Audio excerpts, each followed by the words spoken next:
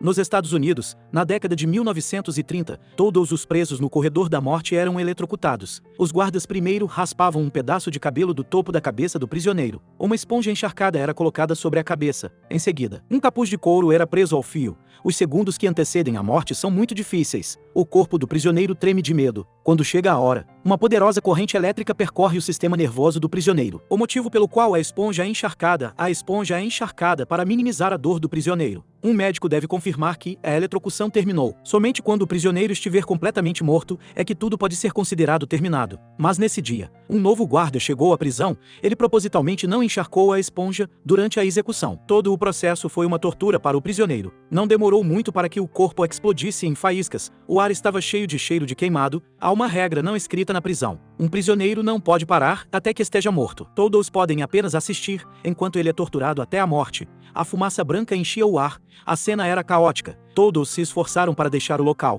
Do outro lado da prisão, um prisioneiro negro estava chorando porque a dor do prisioneiro. John assentiu até o fim, e a única razão pela qual ele está nesta prisão, por causa de uma boa ação que ele fez há algum tempo.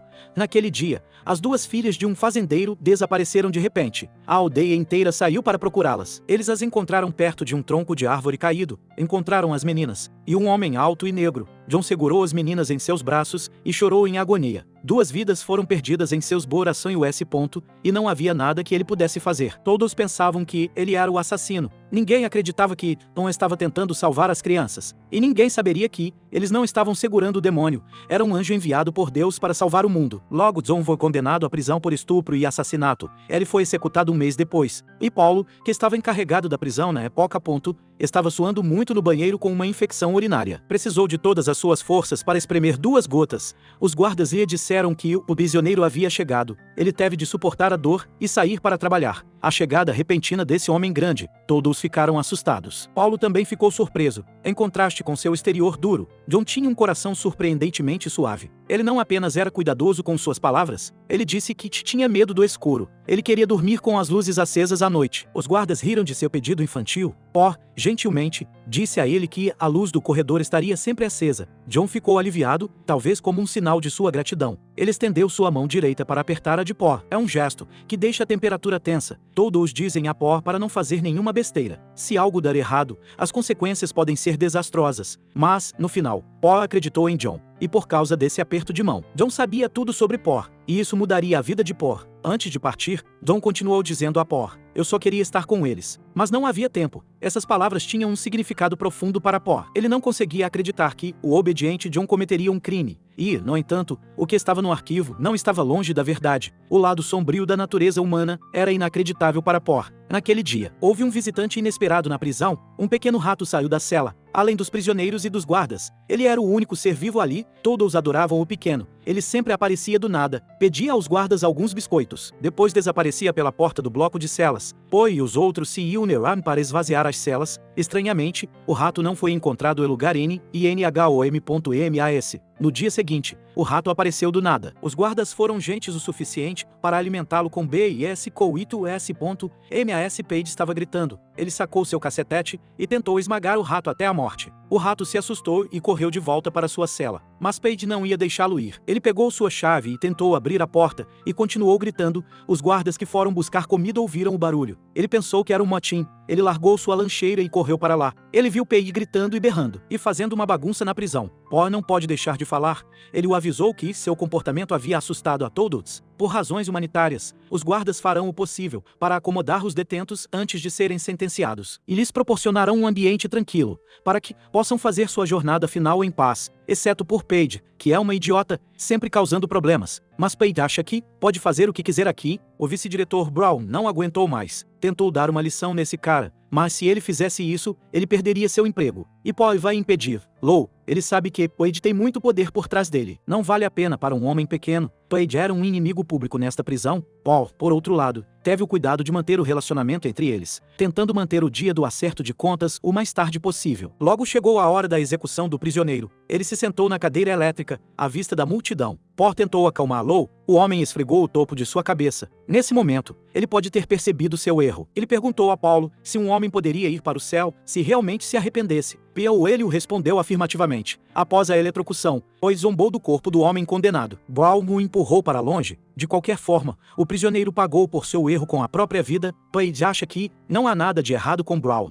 Tom sabia que, se isso continuasse, haveria mais problemas. Ele também sabia que Paige estava aqui apenas para a transição. Ele rezava para que saísse mais cedo ou mais tarde. Mas Paige tinha que fazer a eletrocução ela mesma, ou ele estaria aqui para todos. Paul não conseguia acreditar no quanto esse cara era irracional. Ele ignorou as exigências ultrajantes de Paige. No dia seguinte, algo inacreditável aconteceu na prisão. O ratinho foi domesticado por um detento chamado Daly, sob o comando de Daly. O rato não só podia correr para cima e para baixo em seu braço, ele podia até mesmo rolar um eixo de madeira. Daly lhe deu o nome de Little Ginger. John achava que era um rato de circo. O reaparecimento do pequeno trouxe um pouco de alegria à deprimente prisão e deu um pouco de cor aos últimos dias de Daly. Mas Paige não suportava ver mais ninguém feliz. Ele saiu e os desprezou. Daly o advertiu para que não machucasse o rapazinho. Havia muita gente para fazer alguma coisa. Paige teve que dar meia volta e ir embora. Logo havia um novo detento na prisão. O relatório diz que ele é um filho da puta cruel. Matou 3 pessoas seguidas em um assalto, mas quando os guardas chegaram, eles o encontraram em uma instituição mental. Ele estava babando nos olhos. Até os guardas tiveram que ajudá-lo a vestir seu uniforme. Todos pensavam que ele era louco. E John ficava lembrando Paul para ter cuidado com esse cara novo. E com certeza, quando a porta da cela se abriu, o assassino voltou a si. Ele atacou quando ninguém estava olhando. Um dos guardas estava em um estrangulamento. Paul correu para ajudar. Na confusão, ele levou um chute na virilha. Paul não conseguia se levantar por causa da dor. Ele viu que seus colegas também estavam nocauteados. Ele se levantou por causa da dor, ameaçou o assassino com uma arma e pediu a Paige que o fizesse esse ponto. Mas Paige estava muito assustada para se mexer. Por sorte, Brown chegou a tempo e esse foi o fim do drama. Depois que todos saíram, Paul não aguentou mais e caiu no chão. E então Don continuou a chamá-lo. Ele disse que tinha algo muito importante a lhe dizer, para cuidar das emoções do prisioneiro. Paul cambaleou até ele. John o agarrou de repente e moviu sua mão para baixo. Paul não teve forças para resistir. Daly, que estava do outro lado da rua, achou que John iria matá-lo. Ele chamou os guardas. O que aconteceu em seguida o deixou sem palavras. Foi como um milagre. A luz mais próxima da cela ficou cada vez mais brilhante. Paul sentiu como se algo estivesse sendo sugado de dentro dele. John não o soltou até que a lâmpada estourou. Então ele se sentou na cama, exausto. Um enxame de insetos voadores imundos saiu de sua boca. John não disse nada. Ele apenas disse que havia curado Paul. Depois voltou a dormir. Paul foi ao banheiro novamente. Ele nunca havia se sentido tão bem em todos os seus anos. E sua esposa estava muito feliz naquela noite. Depois de anos tentando curá-lo, John havia conseguido. Quanto mais ele pensava sobre isso, mais percebia que John havia sido injustiçado. Assim, no dia seguinte, Paulo tirou um dia de FULG a ponto, e ele foi até a casa do advogado que havia defendido John. Ele queria saber mais sobre o caso, mas o advogado não disse uma palavra sobre o caso. Em vez disso, contou uma história a Paulo.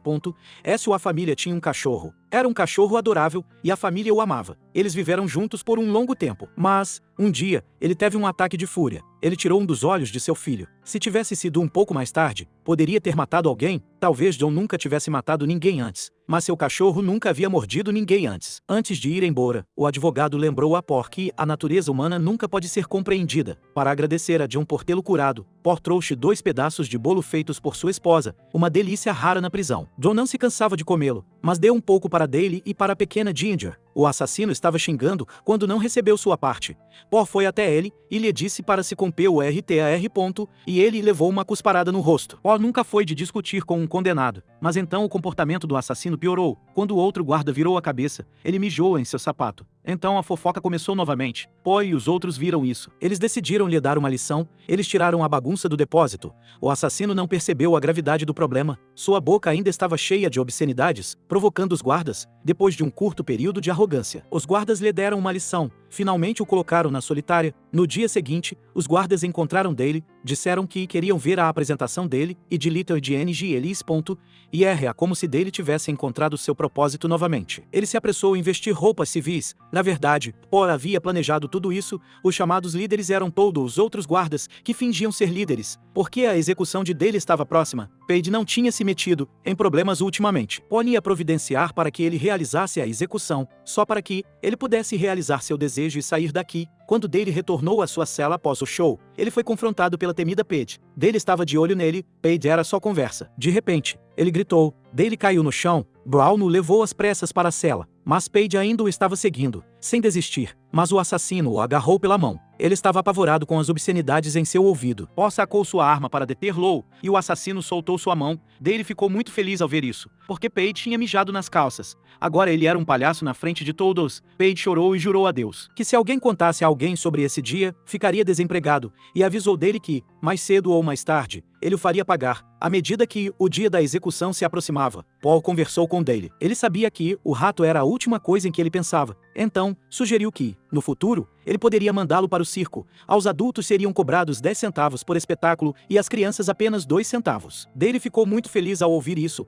Talvez fosse lá que o ratinho pudesse perceber seu valor. Naquele momento, o rolo saltou para fora, e o ratinho foi atrás dele. Foi então que o maldoso Paige reapareceu. Ele pisou no rato e o transformou em uma panqueca. Dale ficou arrasado, era a única coisa que o mantinha vivo. Enquanto todos estavam em silêncio, John pediu a Paul que desse o rato a ele. Depois de um momento de hesitação, ele pegou o mouse na mão e caminhou lentamente em direção a John. Ninguém sabia o que John estava fazendo, somente Dale continuou implorando para que ele salvasse o rato. E então o milagre aconteceu novamente. O camundongo deu sinais de vida, e então John vomitou muita sujeira da boca. A multidão assistiu à cena. Ninguém conseguia explicar por que os milagres aconteciam com tanta frequência nessa prisão. Logo Paul e Brawl encontraram Paige. Eles o prenderam à parede e o avisaram que, se ele não saísse voluntariamente, todos contariam a verdade sobre suas calças mijadas, e então, mesmo que houvesse alguém no topo, isso não importaria. Paige estava claramente assustada. Ele prometeu ir embora assim que a execução terminasse. Infelizmente, desta vez foi o Dale. Ele deu um toque final no mouse e o entregou a John para ser guardado. Paul prometeu enviar o rato para o circo em algum momento. Dale ficou aliviado, porque o piso, que leva à câmara de execução, está coberto de tinta verde. É por isso que eles o chamam de Green 2R. Choveu muito naquela noite. A família da vítima estava impaciente, e para piorar a situação, Dale entrou pela porta e descobriu que seu carrasco era, na verdade, Paige. Com a eletrocução prestes a começar, tudo estava pronto para começar. Antes de colocar o capuz, Dale disse a JHN.